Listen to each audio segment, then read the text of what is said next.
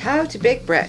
Alright, first you need some ingredients. Flour, white and brown, sugar, salt, oil, and yeast. And some sort of greasy stuff to grease the pans with. We'll start with greasing the pans. If you don't grease them, the bread will stick and will come out in pieces.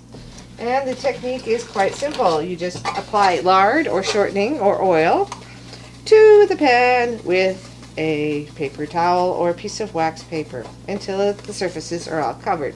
This is a good job to get your bread slaves to do. They will moan and grumble, but if they like to eat bread, they will have to do that. So I will take a brief break now while I hand this over to my bread slaves.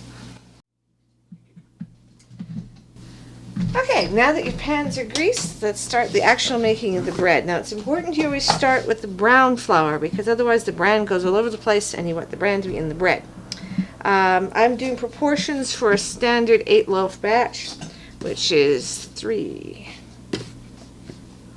4, 5 scoops of whole wheat flour.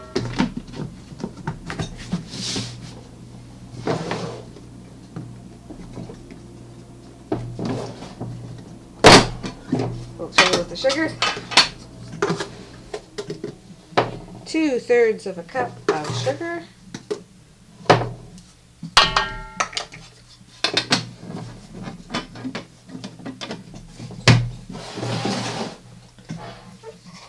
Two tablespoons of yeast. The fast rise yeast is easier. You can use conventional yeast, but then you have to fart around with it more. And we're not in favor of farting around. And 4 tablespoons of salt.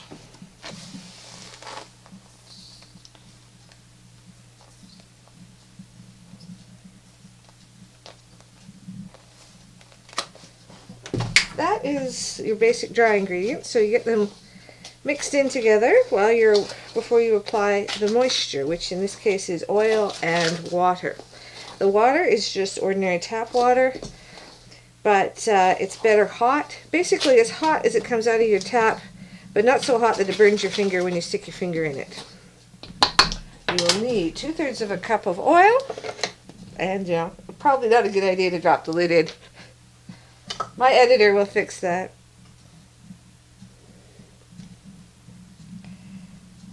And what I do is I keep an extra bit back to grease the pan later on. Okay, now we just have to get the tap water. We have 12 cups of just nice to the touch, hot but not burning. And we stir it in. Now this is where the guesswork comes in.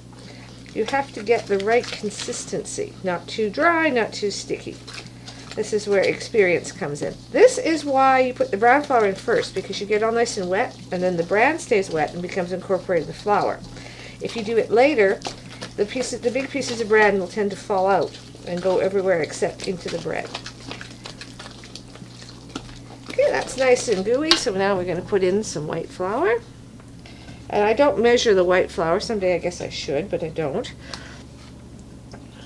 So this, from here on in, it's kind of guesswork.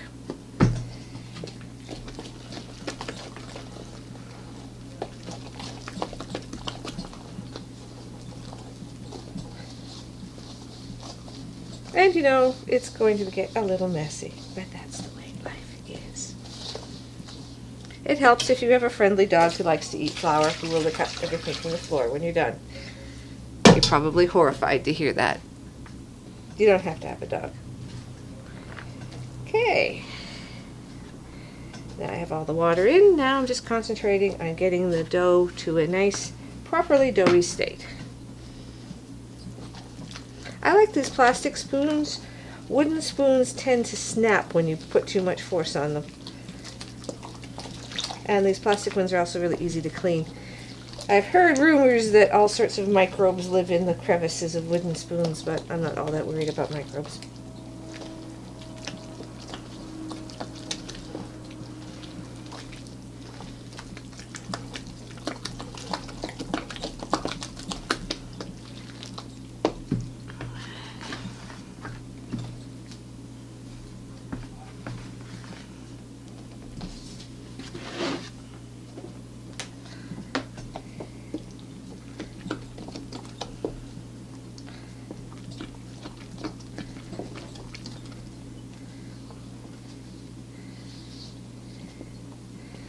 can see it's getting steadily more solid, but it's still way too liquid to consider kneading it. You want it to be sort of semi-solid when you knead it. Again, that's why we're making this film, because you can't explain everything in words. Some things you have to show.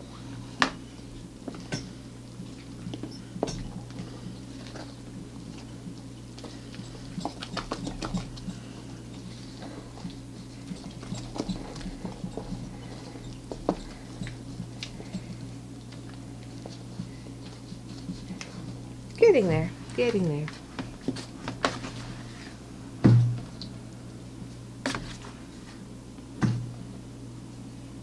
This is the single hardest stage. Everything after this is easy. This is the actual hardest work.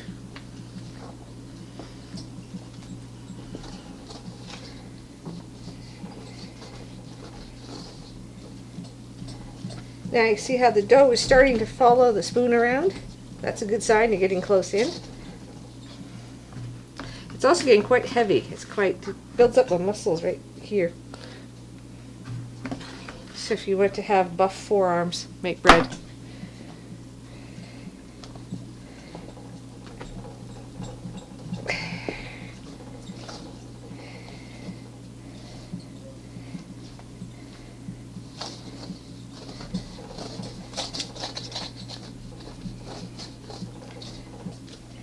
Getting very close now to where it's ready for kneading.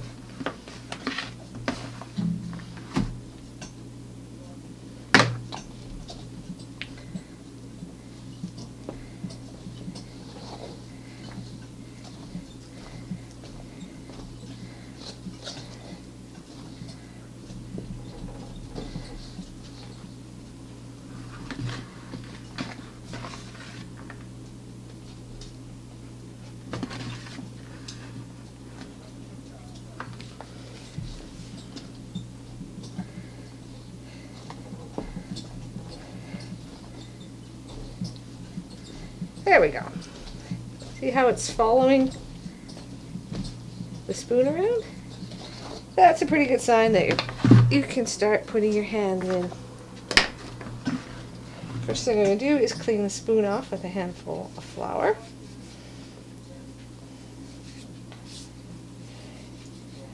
Because it's a whole lot easier to clean it now than later when it's all dried up and horrible. And now you just go for it. When you knead, don't do this, because then the flour gets in between your fingers and it's hard to get out. Use your fists. And punch the dough. You don't have to beat it to death. And flip. You want to get flour down to the bottom where the wet stuff is.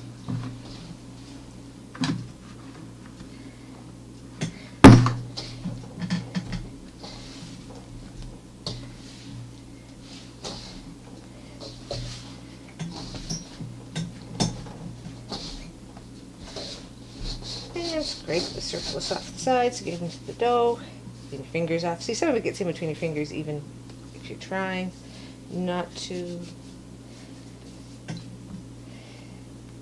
I'll get my emergency backup flour because I've run out.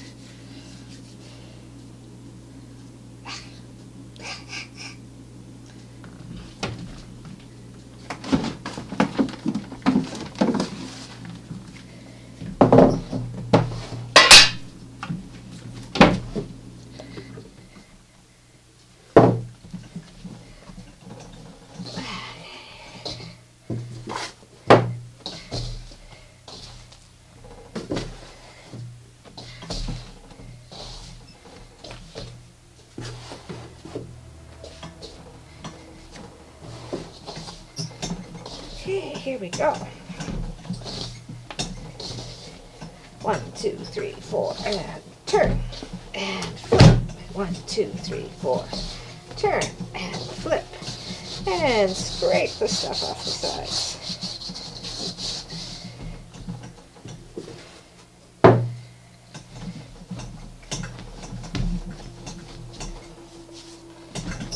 You may find it a little disconcerting because the bread seems to be growing as you need it. It probably is.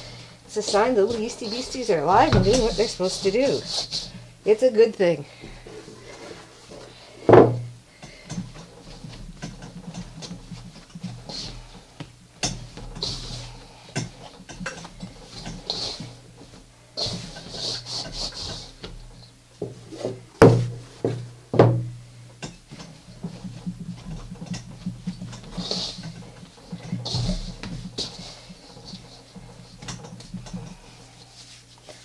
Okay, clean your fingers off.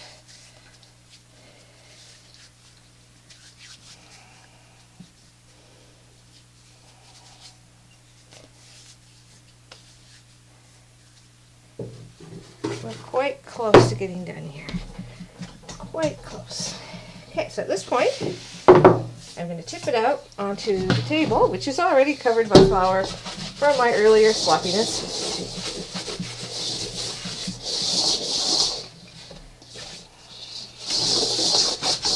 Clean out what I can.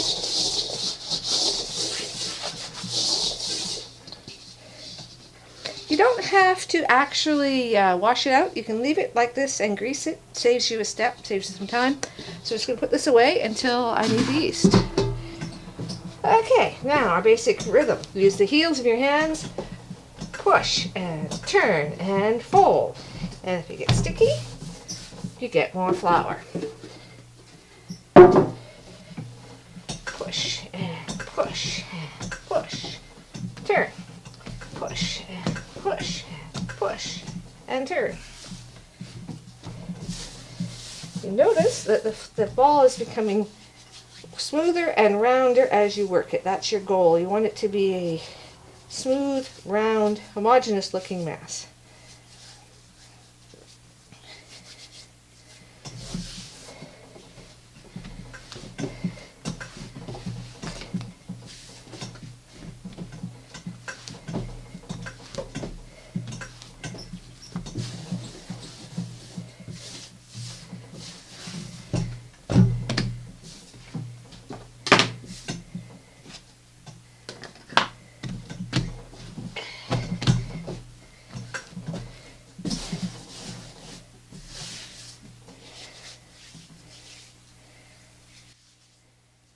I'm going to need more flour.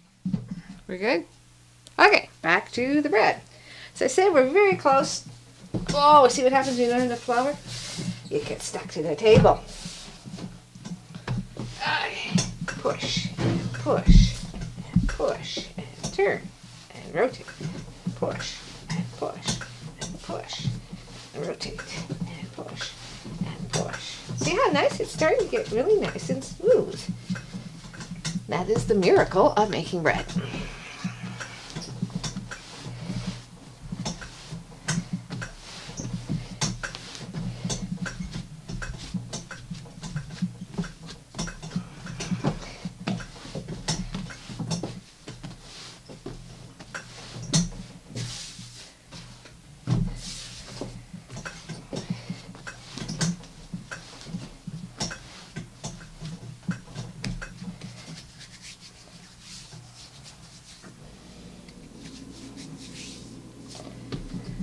Close now.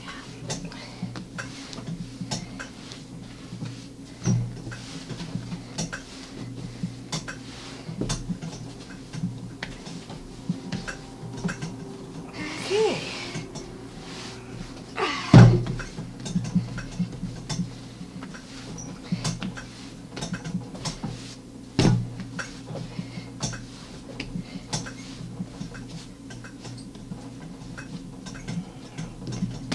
Okay, that is good. See how smooth and round it is. So you grease your pan. This is the oil you saved from before. Go right back in. Give it a spin around and flip it. Make it greasy all over. And then you put it away in a warm place until a double, which depending on the weather is anywhere from 40 minutes to an hour and a half. So I put mine in the oven. It keeps things from without interfering with it. If you want, you can turn the oven up just to make it warm, but don't forget and leave it on because it's not ready to be baked yet. I just turn it on until you can just see element glow a faint red.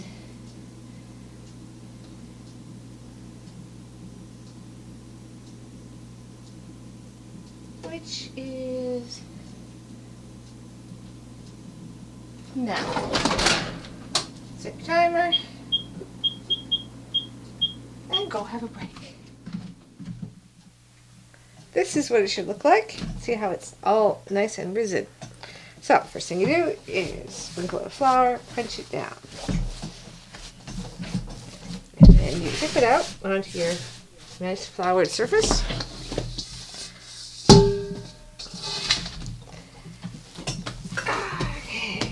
First thing you're going to do is cut it roughly in half.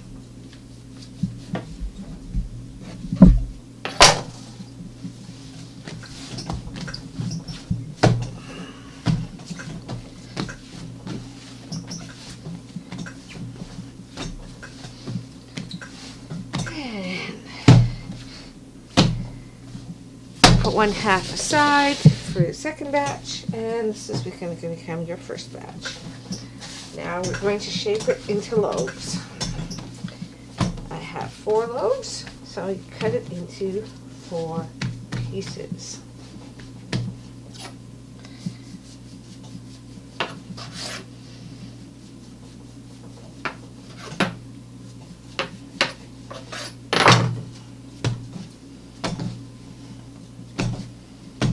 You want them roughly equal in size.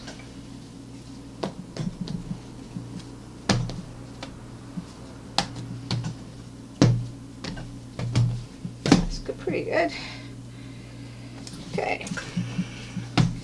And now, you don't want any big air bubbles, so you count them up and then you shape loaves.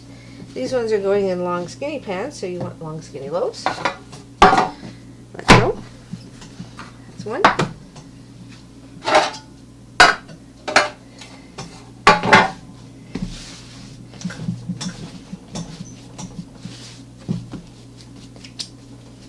Actually,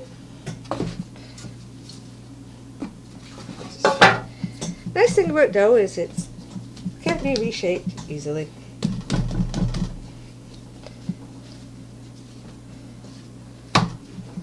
One.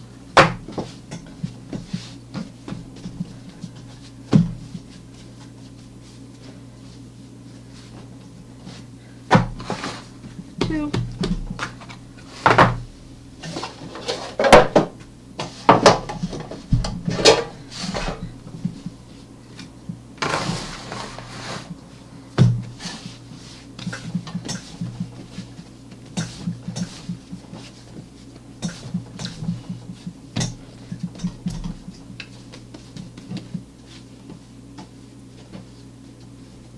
3.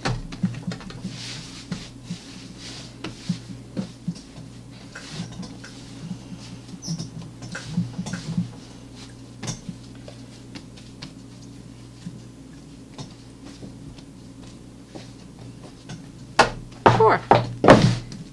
Done. And those go back in the oven for a further 30 minutes. And cut.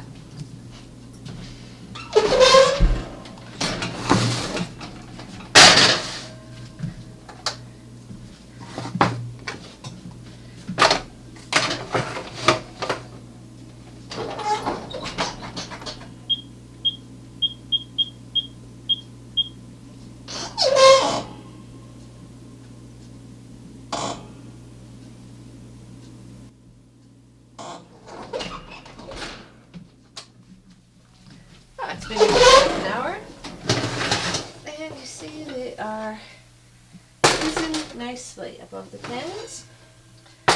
So now we get the oven up to temperature, and we deal with the second batch. See how nice and risen that is? That's lovely.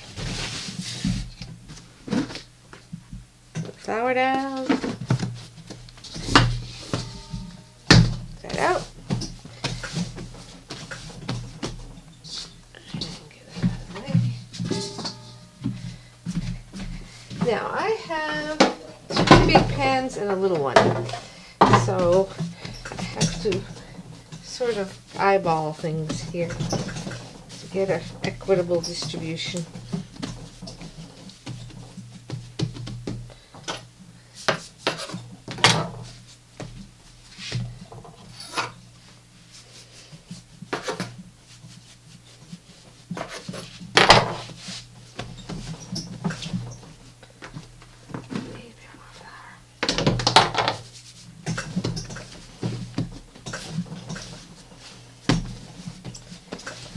So I'm just going to get the bigger air bubbles out and shape the loaves. That little squealing sound, that's the carbon dioxide escaping.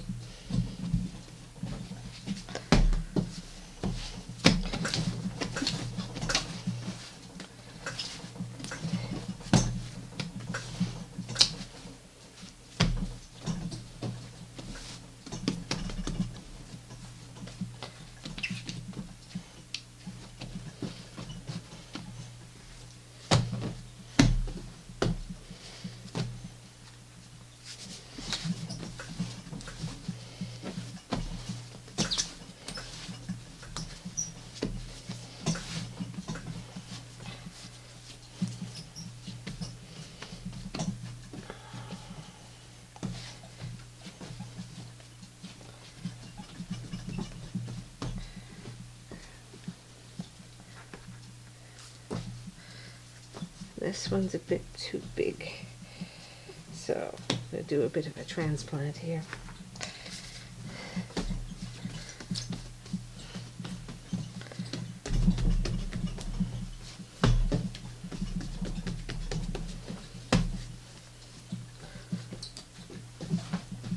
Boy, this is big. This is happy yeast. It's really going here.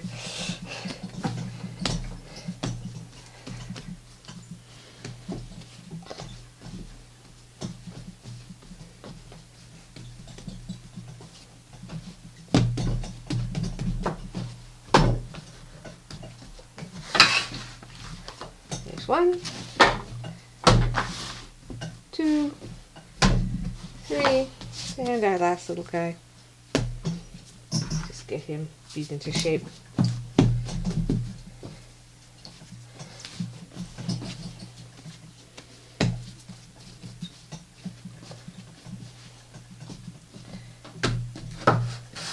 Okay, and we're just waiting for the oven to heat up. Once it heats up, those go in for 30 minutes. And then the second batch goes in for 30 minutes, and you're done. One thing I should add at this point is this is the same bread all the way through. We haven't made up a second batch or done anything in advance. This is the same bread, and we're going to eat it. This isn't going to be thrown out. This is going to be actually consumed by us. This is the real deal. No fakery at all of any kind.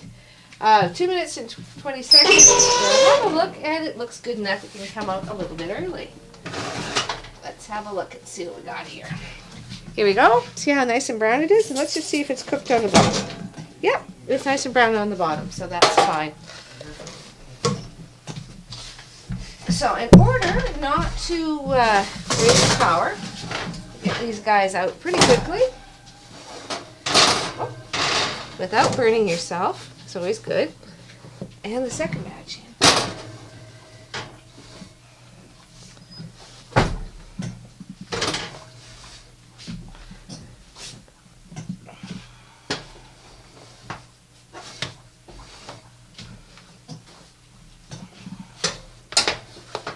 That's it.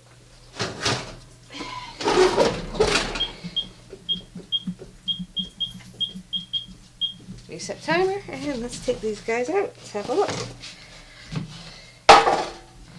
See, that's lovely. These aluminum pans tend to stick, but no problem. And last one. Perfect. Sometimes they'll stick and they'll rip, but they're still edible. So, here you go, and I'll present it. See? That's good bread.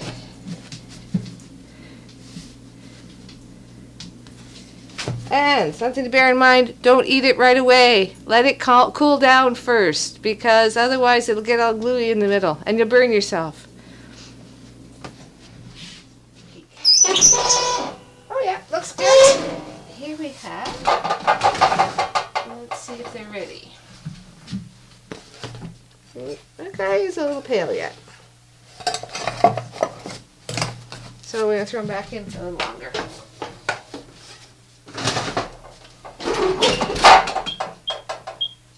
Give it another 5 minutes.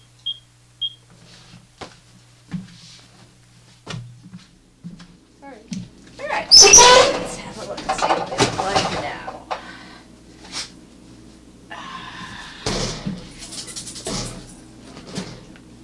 It'll do. Could have a bit of a browner bottom, but it'll do. That one's better.